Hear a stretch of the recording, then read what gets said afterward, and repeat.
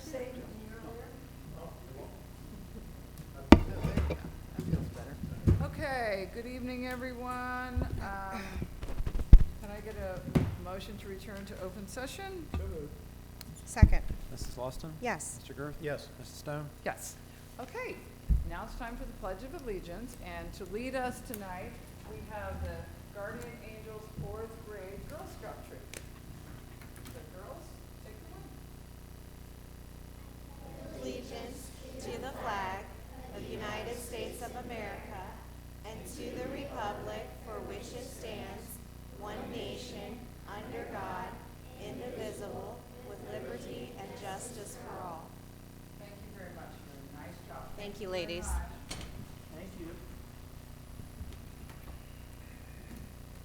Okay, let's see. I move to adopt the agenda. Second. Mrs. Lawson? Yes. Mr. Girth? Yes. Mrs. Stone? Yes. Okay, we have a public hearing for case 1/2024 LUP, text amendments to the zoning resolution. And we'll open the public hearing. Good evening. Good evening. Hi. Hi, Paul. So this is case 1/2024 LUP Anderson. Again, it's a proposed text amendments to various articles of our zoning resolution. The articles are specifically Article 3, 4, and 5 of the zoning resolution. These sets of amendments, they were initiated by the trustees on August the 1st, 2024. It was heard by Hamilton County Regional Planning Commission on September the 5th, and then it was heard by our Zoning Commission on September the 23rd. Both Hamilton County and our Zoning Commission recommended approval of the text amendments. There was one edit that the Zoning Commission noticed to Exhibit A, and that's been incorporated into your packet. So, as you all know, Hamilton County adopted zoning in 1948. The Township adopted local zoning in 1988.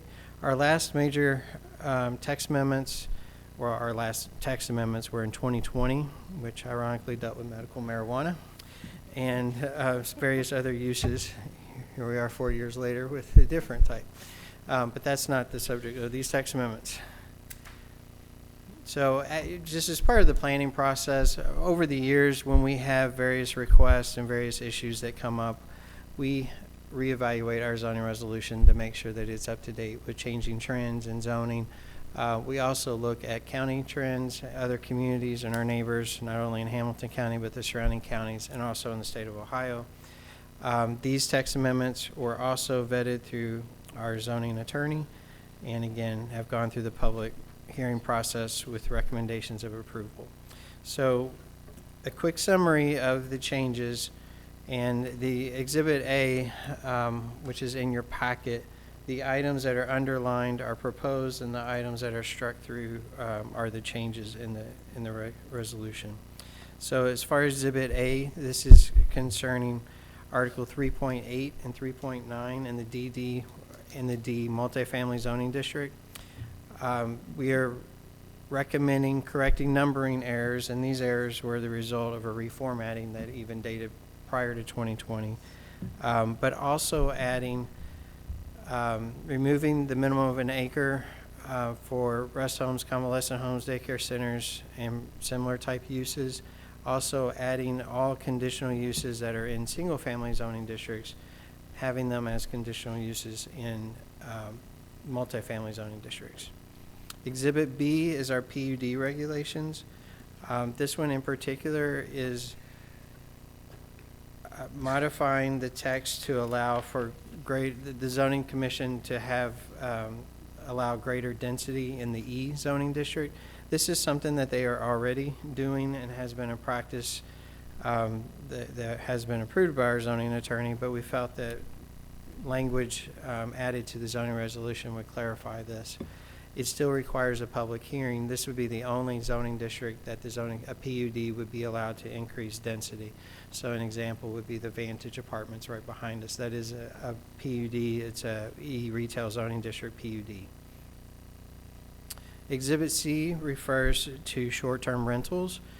Over the years since this has been implemented, since 2020, there have been 2 specific conditions that have been confusing and difficult for the Board of Zoning Appeals to really evaluate. One of those is requiring parking outside the front yard setback. This is often just unrealistic because in most single-family zoning districts, the houses are actually at the front yard setback. And if the homes have a front entry garage, that's their driveway, that's where cars park, and that's what normal. The idea for short-term rentals is not to take on a look other than the single-family homes that are already there. So if other homes have parking in their driveways, which is customary, it didn't make sense for a short-term rental to have parking in the rear yard or in the side yard. And then the other one is regarding a safety plan. And again, this was something that was difficult for the township to enforce. These do not fall under a different building code qualification, so our fire department does not go to these short-term rentals. So basically, the owners, for emergency services, you dial 911, or they do provide local numbers, such as our non-emergency dispatch number. Exhibit D is pertaining to decks. Over the years, we have had a couple of properties that have taken decks all the way to the rear property line. This is something that we have never had a required setback for a deck in the rear yard. We do require a side yard setback for decks, and then most often in the front yards, they're called porches, and they're allowed to go 10 feet into the front yard setback. So the 5 yard is what we are recommending, a 5 foot setback in the rear yard for decks. And this also matches the building code. And then last but not least is the office zoning districts. Daycare centers are not a permitted use currently in our office zoning districts. This has come about. There have been several properties that have been for sale in office zoning districts that would be very compatible for daycare centers. You want daycare centers and childcare centers in places of employment. So I don't know why and what specifically the history was of why daycares weren't a permitted use in O, but we're recommending that they now be added as a permitted use. There's been a property on Clough Pike that was a medical office that's now for sale that would make a good candidate for a daycare center. There was a funeral home on Beachmont Avenue that was zoned office that would have made a good candidate for a daycare. And when both of those properties were for sale, the owners approached us inquiring about this. So those are the proposed changes. I'll be happy to answer any questions if you have any specific questions on any of them. I just have a real quick question on A, the language that was changed. Who requested that change? Our zoning or? This was something that there was no specific request. This was one that came about from staff. Oh, okay. Yes. Okay. Thank you. Okay. No, I don't have any questions. John? Okay. Okay, at this time we will close the public hearing. I think you have to open it. I did open it. We need to see if anyone from the audience. Oh, you did ask if anyone wants to say anything. Oh, does anyone want to say anything? No? Okay. Now we're closing. You sure? Now we're closing the public hearing.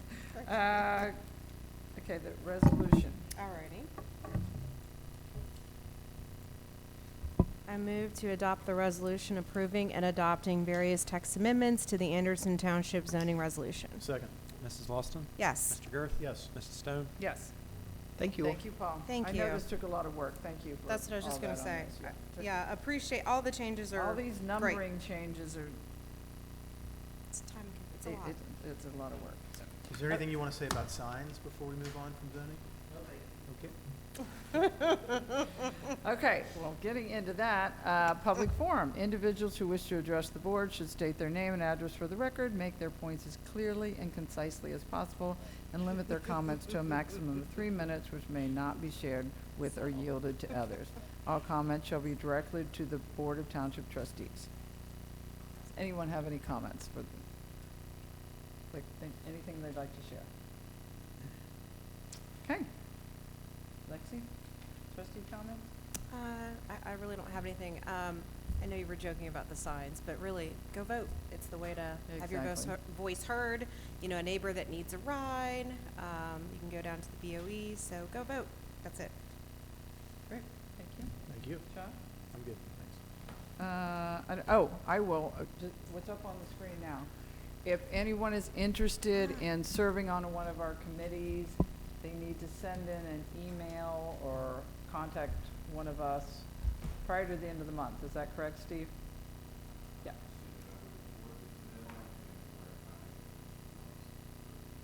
Okay, yeah, because we're always looking for volunteers. Okay. Brian, fiscal officer. All right, the general fund has collected 90% of what we've projected. All funds are at 96, and everything is at or near what we had projected for September 30th. You might remember last meeting, I said that we got the second half settlement, and that had been reflected in the August financials, but we hadn't made the school district's TIF payments to them. We made those payments in the first week of October, so those are not reflected in here, so the fund balance is a little higher than what they are currently. Item B, we have the resolution to accept the amounts and rates as determined by the Budget Commission. So every year, the taxing authority needs to certify to the county auditor the tax rates after the Budget Commission has done their work. So you have that before you. I move to adopt a resolution accepting the amounts and rates as determined by the Budget Commission, authorizing the necessary tax levies and certifying them to the county auditor. Second. Mrs. Lawson? Yes. Mr. Girth? Yes. Mrs. Stone? Yes. And then we have a few then and now payments to approve. Item C. I move to adopt the resolution authorizing payments. Second. Mrs. Lawson? Yes. Mr. Girth? Yes. Mrs. Stone? Yes. And then we have the August 29th minutes. Move to adopt the minutes from August 29th, 2024. Second. Mrs. Lawson? Yes. Mr. Girth? Yes. Mrs. Stone? Yes. Thank you. Okay, Law Director, Margaret. Yes, every 6 months, I'm required to create a credit card policy compliance report as required by the Ohio Revised Code. So with the assistance of the fiscal office, we've reviewed the statements, and I've created a report that's attached to the resolution in your packet, and the resolution accepts and approves that report. And each of the designated pieces of data that are to be reported on in the report have been included, and there were no discrepancies or issues of concern. Good. Thank you. I move to adopt the resolution accepting the credit card compliance report of the law director as compliance officer provided pursuant to the Anderson Township credit card account policy for October 2024. Second. Mrs. Lawson? Yes. Mr. Girth? Yes. Mrs. Stone? Yes. Okay, it looks like we're back to Paul. I had one snippet of things about signs. Yay. Change my mind. So October is the National Community Planning Month. This is sponsored by the American Planning Association. It gives us the opportunity to thank the trustees for your support of planning in the township. You've always been very supportive. The township has always been a leader, not only in the county, but also in the state with our planning practices and our proactive in planning. So some of the things that we've accomplished, and there are 4 planners on staff in the Planning and Zoning Department, and Steve is a planner as well. By trade, there are 3 of us that are certified by the American Institute of Certified Planners. So we have staff of 4, and some of the things that we've been working on this year in particularly is implementing our comprehensive plan that was adopted in 2022. This is now being helped by our new committee that's been formed, and again, we were looking for volunteers for this committee, but this was new for 2024, the committee that is taking on an active approach of implementing our comprehensive plan. Our Trails and Walkways plan was updated last year, so we are also now in year 2 of implementing that plan. We're also implementing the Kellogg Gateway Study, the Art Master Plan. Those are some of the other things. Some things that we're currently working on and hope to update for next year is our design guidelines, not necessarily the content of the design guidelines, but they were adopted quite some time ago, so some of the photos are outdated now that new development has taken place. So that will be something that we want to present to you starting in next year. We also work with our other committees, and just a few stats for this year. We're about 50 zoning certificates ahead of where we were last year, which is a good thing. And a lot of times the economy dictates that, but we're about 50 zoning certificates ahead of time or where we were last year. Illegal signs, we are almost double of where we are temporary sign enforcement.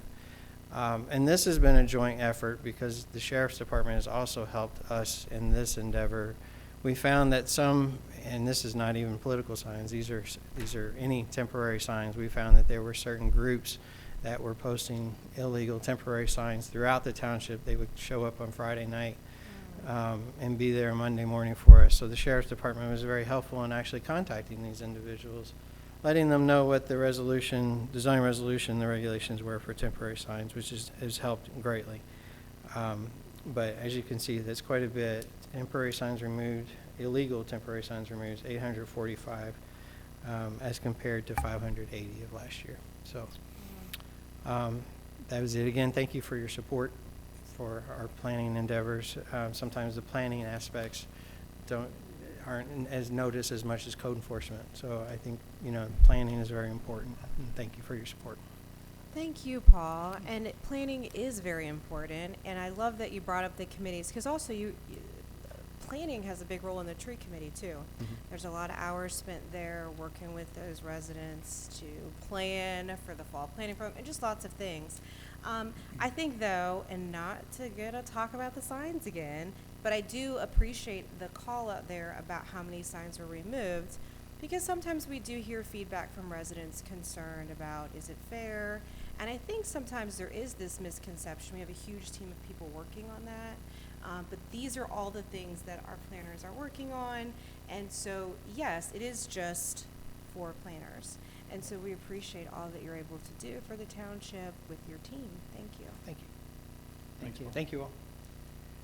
Okay, let's see, Public Works, Eric.